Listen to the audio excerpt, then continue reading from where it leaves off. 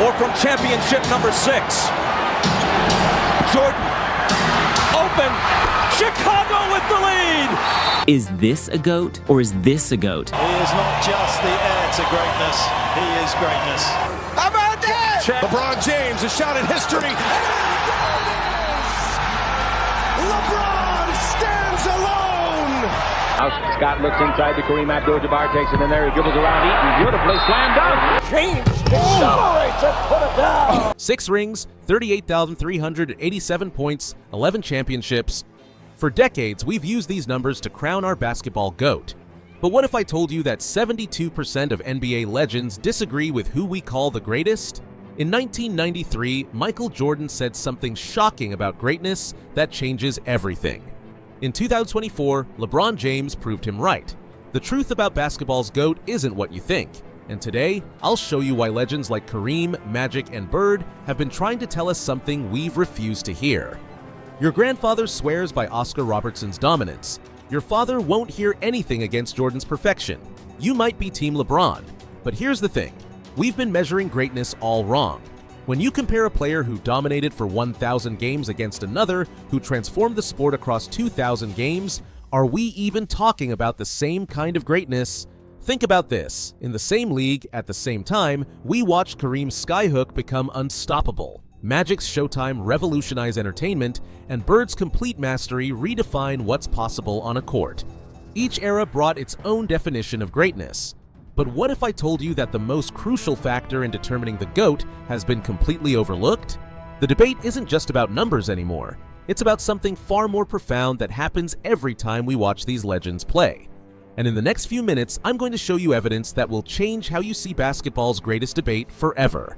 But first, let's talk about what happened when we put the achievements of every GOAT candidate under a microscope that no one else has used before. Let's talk about basketball immortality. Kareem Abdul-Jabbar, 38,387 points, stood as the mountain no one could climb for 39 years. A record many called unbreakable, until it wasn't. The skyhook wasn't just unstoppable, it was artistry that changed basketball forever. Bill Russell, 11 championships in 13 years. But here's what history books don't tell you. While others were playing basketball, Russell was playing chess. His defensive dominance wasn't just about blocked shots. It was about psychological warfare that modernized NBA defense. Magic Johnson didn't just save the Lakers, he saved the NBA itself. In the 1980s, when basketball was on life support, Showtime Lakers brought it roaring back to life. But Magic's greatest achievement? Making everyone around him better, a trait that defines true greatness. Larry Bird's name still sends shivers through Boston. The numbers are impressive, but they don't tell you about the fear he put in opponents' hearts. 3 consecutive MVP awards in an era of giants. That's not just greatness, that's dominance. Shaquille O'Neal, the most physically dominant force basketball has ever seen. 4 championships don't capture how he changed the game. Teams didn't game plan for Shaq, they prayed. Kobe Bryant's 81-point masterpiece and 5 rings aren't even his most impressive legacy. His obsessive dedication to perfection set a standard that transformed how we view greatness. Steph Curry didn't just master the three-point shot, he completely revolutionized basketball's geometry. Every kid shooting from the logo today, that's Curry's impact living on. But 2 names tower above all in this debate: Michael Jordan and LeBron James. One defined perfection in his era, the other transcended multiple eras. Their battle for basketball's throne isn't just about numbers, it's about 2 different definitions of greatness colliding at the crossroads of basketball history. Now, let's shatter some illusions with pure, cold numbers. What you're about to hear isn't just statistics, it's the most shocking revelation in basketball history. LeBron James hasn't just passed Jordan's numbers, he's obliterated them. Picture this. LeBron has scored 8,182 more points, dished 5,076 more assists, and grabbed 4,113 more rebounds than Jordan. And here's the mind-bending part. He's made 1,829 more three-pointers. But wait, the playoff numbers are even more staggering. Imagine taking Kawhi Leonard's entire career, every point, every assist, every rebound. Now here's what will blow your mind. The gap between Jordan and LeBron is bigger than Kawhi's entire career numbers. Let that sink in. We're talking about 13,939 points, 2,120 assists, and 4,443 rebounds. That's not just a gap, that's a canyon. But Jordan supporters have their own nuclear weapon, 6-0. 6 finals, 6 rings, 0 losses. LeBron, 4-6 in the finals. This is where the debate gets interesting. Jordan never faced a team like the Warriors dynasty, but Jordan's defenders say something that changes everything. He was the dynasty. Let's talk efficiency. Jordan's career box plus minus 9.2. LeBron's 8.7. Player efficiency rating? Advantage Jordan. But here's the twist nobody talks about. LeBron did this across 3 decades against evolved defenses in a league that keeps getting stronger. Think about this. Jordan dominated when the average NBA center was 6'9". LeBron's doing it when 7-footers are shooting threes. The game changed, but LeBron's dominance didn't. That's not just longevity, that's evolution. During Jordan's reign from 1988 to 1998, he wasn't just the best. He was untouchable. Nobody came close. Not a single player could challenge his throne. That's what made him GOAT material.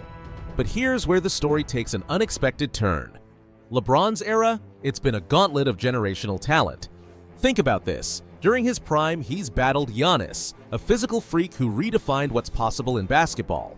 Kawhi Leonard, who turned defense into an art form. Steph Curry, who literally changed how basketball is played. Kevin Durant, possibly the most gifted scorer ever. And that's just scratching the surface.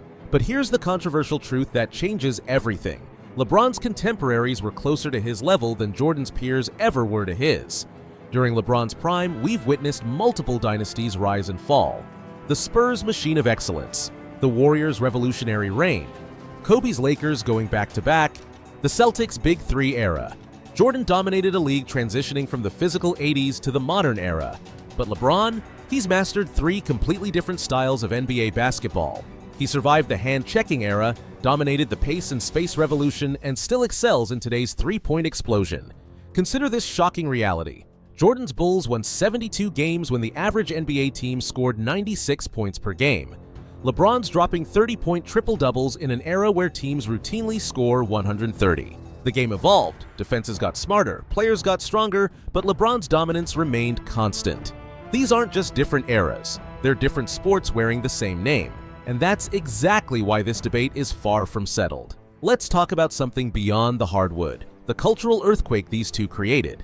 Jordan didn't just dominate basketball, he transformed what it meant to be an athlete. Every fist pump, every tongue wag, every be like Mike moment created a blueprint that changed sports forever. But here's where it gets interesting. LeBron entered the spotlight at age 17, carrying expectations that would crush most pros. The chosen one had every camera, every critic, every doubter waiting for one slip-up. 2 decades later, not a single scandal, no controversies, just excellence. Jordan was perfection in a different era. But would his intensity survive today's social media microscope? Those gambling stories? Those practice fights? That's front page news in 2024. Meanwhile, LeBron's navigating the most scrutinized era in human history without a single smudge on his legacy. Now, let's talk about defining moments. Jordan's shot over Elo, the flu game, the last shot against Utah, each moment more perfect than the last. But LeBron, the 2016 comeback from 3-1 down against a 73-win team might be the greatest achievement in basketball history. Think about that. Jordan was the 72-win team. LeBron beat the 73-win team. The block, the shot, the stop. 3 plays in Game 7 that changed basketball history. Jordan would never let a series go to 3-1, maybe, but he never faced a team that won 73 games either. Jordan built his legacy on never losing the big one. LeBron built his on taking every challenge no matter the odds. One defined winning, the other redefined what's possible. Both changed basketball forever, just in completely different ways. Here's the uncomfortable truth we've all been avoiding. We chose the wrong GOAT because we chose with our hearts, not our minds. When we crowned Jordan the GOAT, we weren't measuring greatness. We were measuring perfection. 6-0 in the finals. The perfect story, the perfect ending, the perfect narrative. But greatness isn't about perfection. When Bill Russell won 11 rings, we didn't call him the GOAT. When Kareem scored 38,387 points, we didn't call him the GOAT. Why? Because greatness isn't about the numbers. It's about how far you stand above your era. And this is where we made our mistake. Jordan stood above his peers like a giant, but he did it in an era where the average player was smaller, slower, and less skilled.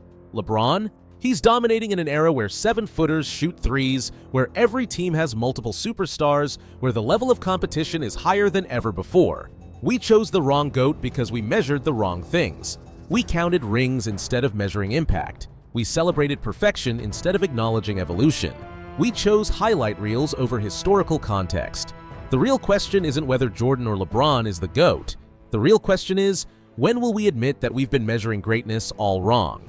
If this new perspective on basketball's greatest debate challenged your thinking, join our community of real basketball minds. Hit subscribe, drop a like, and tell me below, did we really choose the wrong GOAT? The debate continues, but now you know why we might have made the wrong choice all along.